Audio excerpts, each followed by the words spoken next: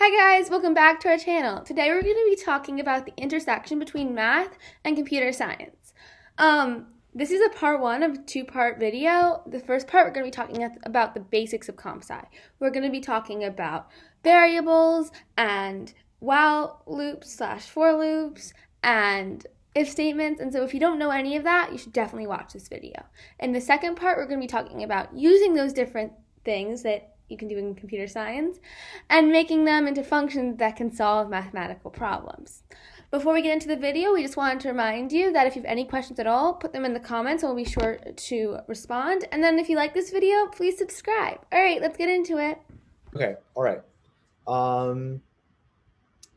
Let's get started. So we're talking about computer science and how that intersects with math. I remember earlier in the mixer, a lot of people were talking about how maybe they learned a little computer science over past few months, and so there is some interest there. So, but you don't have to worry if you've never even seen it before. We'll start off with some just brief introduction stuff so that everyone's on the same page, and then we can get more into sort of the nitty gritty of all this. There's a website in particular that hopefully we'll have time to look at. So it's called Project Euler. So basically it's a database of a bunch of really fun problems. I've had a lot of fun doing them.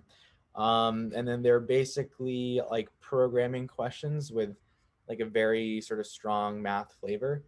So I mean, their numbers are like big enough that you definitely couldn't just do it with a pencil and paper, but with code, like there's a lot of sort of, and knowing some math behind it, a lot of the times you might be able to like sort of brute force it, but your computer would basically crash. So the sort of best way to do it is really to sort of supplement your coding knowledge with like some like clever math thinking.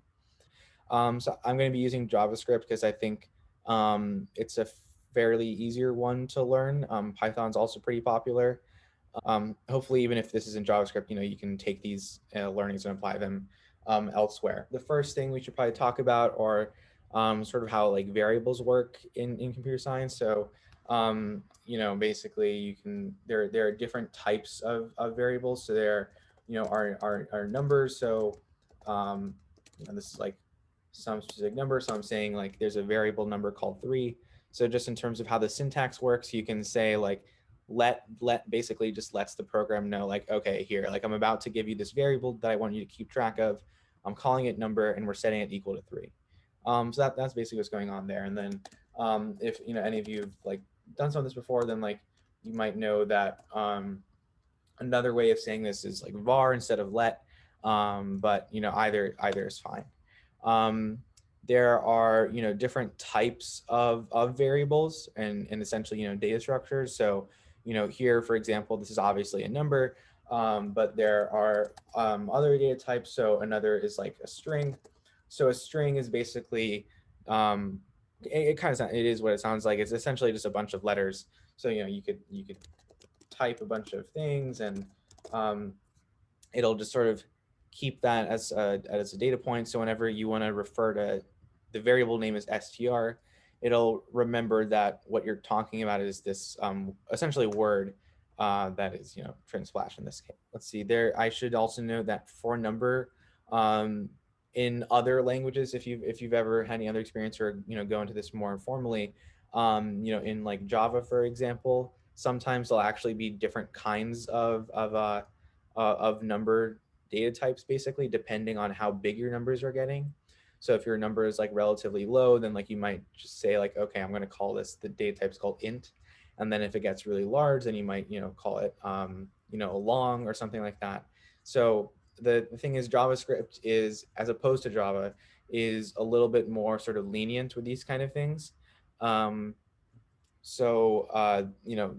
don't have to tell them that this is a number and this is a string. Like I've made it clear from my sort of variable declarations here, but like we just say let, and then they're just like, okay, they're about to give me some variable. I don't know what type it is, but it's fine.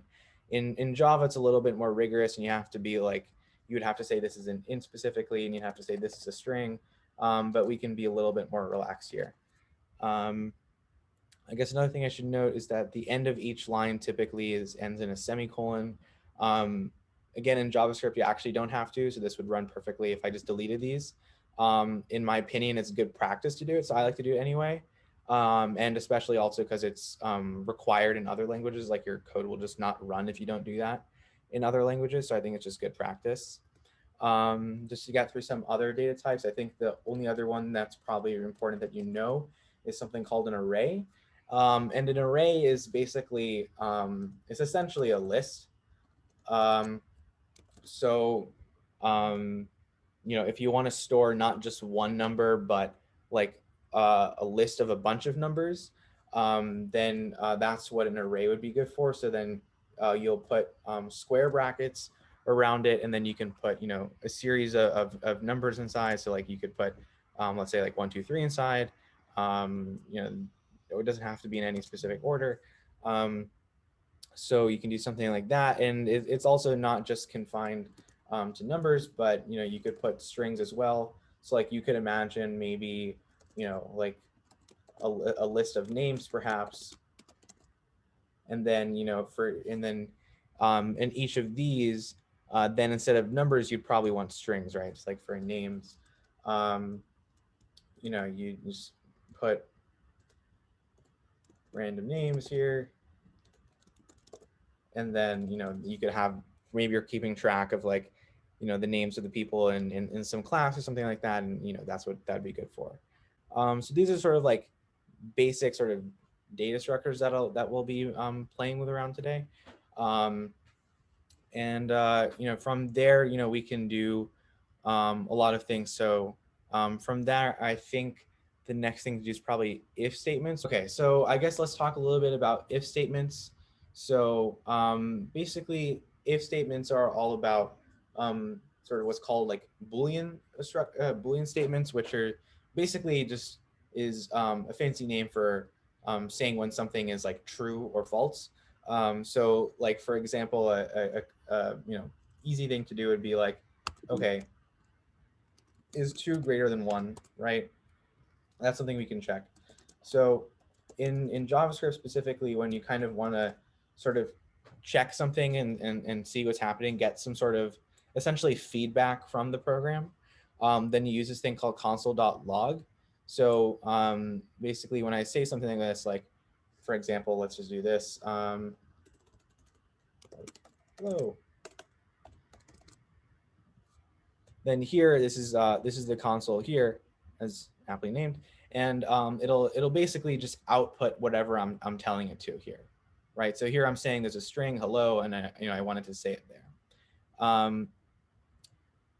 On the other hand, we could also put in the Boolean thing as I was mentioning. So for example, 2 is greater than 1. Obviously, we know this is true. So hopefully in the console, it should say true when that happens. And there you go, it does. So basically, I know computer science is better than for telling you when 2 is bigger than 1. So basically what I'm trying to say here is that, sometimes you want to run your code only in sort of specific scenarios. And then basically what an if statement will do is allow you to say like, okay, if like some specific condition is happening, then do a certain thing. So like, an example might be, let's say, if list of names. So this is our array. And then you can say length to find out how long it is. So then maybe one idea would be, just off the top of my head, is that if you have, if basically this list of names is not empty, if there's more than 0 things inside of it, then let's just say that we print out all these names. We want to see who's like in our class or something like that. So then, for example, if we do this, then hopefully it should print out all those names, and then there you go. Like here's a list of names. But then say for example, we actually there was no one. So now the length is 0. So hopefully there should be nothing printed now. Yeah. So now it won't do that because it knows like, okay, the length is 0. 0 is not greater than 0, so we're not going to do this action here. So basically, if statements, top level, it's just a way of saying like in this certain condition or scenario, then do all these things here. So like everything in between these two brackets is sort of like a list of commands in terms of like when this is the case, then do all that. But if that's not true, then don't do it. Um, and by the way, these double slashes is just a way of commenting. So just I can basically annotate the code to remind myself what I was doing without actually saying like list is not a command. Like if I just said list, I have no idea what I'm saying. So it's just basically saying like, don't listen to this. This is just for me, not for you. So these were if statements, which basically have to do with like things are being true or false. These are sort of variable. They're called variable declarations. Essentially, it's like saying like how you start up a variable. And then the last thing are called for loops. So basically, the reason that computer science and code in general can be very helpful is because essentially what it does is it automates processes for you, right? Like you could do a lot of these calculations yourself by hand, but basically a lot of the time you want to be able to sort of carry out a similar sort of process for like a pattern of numbers. So I'll just like write one, I think, and then then we can talk about what's going on in sort of each component here. And then we can sort of just break down what we're doing here. Okay. So here's the sort of syntax of what's happening. Basically, I'll just sort of walk you through what each of these three parts does. So the first part should look very similar. Let I equal 0. That's kind of like this right here, right? It's a variable declaration. So you're starting up this new variable. You're calling it I. Normally people use I in for loops because like short for index. So normally people use like I and J, but like it could be anything. So then you start this variable I. It's a number. You start at 0. This second condition is basically telling you when you want it to stop, right? So when you're running something a bunch of times, you don't want it to go forever because one, that's impractical, and two, it'll make your computer crash because then it'll just like get in some infinite loop and like it'll be really confused. So you basically want to tell it like, okay, here's when you stop. And then this last condition is basically saying like in what increment you're going up. So you started at I equals 0, and then what I plus plus means, like another way of saying this is that this is just kind of shorthand notation because people got sick of writing this every single time. But basically what this says is that you want to add 1 to I every time. So and then maybe I'll just keep this a little bit more simple for now. But like if I ran this code here, I don't need this anymore. If I ran this code here, you'll notice it's printing 0, 1, 2 up until 9. And the reason that is because it starts, basically what's happening here is that I starts at 0. It checks the condition, is 0 less than 10? Yes, it is. And then it'll do whatever is written here. So I've written console.log I, which basically means just print out, tell me what I is at the current moment. And the first time it's 0 because we say 0. Then it'll go here and be like, okay, what should I do to I now? How should I be changing it? And basically what this is saying is that you can add 1 to I here. So then after adding 1 to I, now I is 1. It checks the condition. Is 1 still less than 10? Yes, it is. And then you print 1.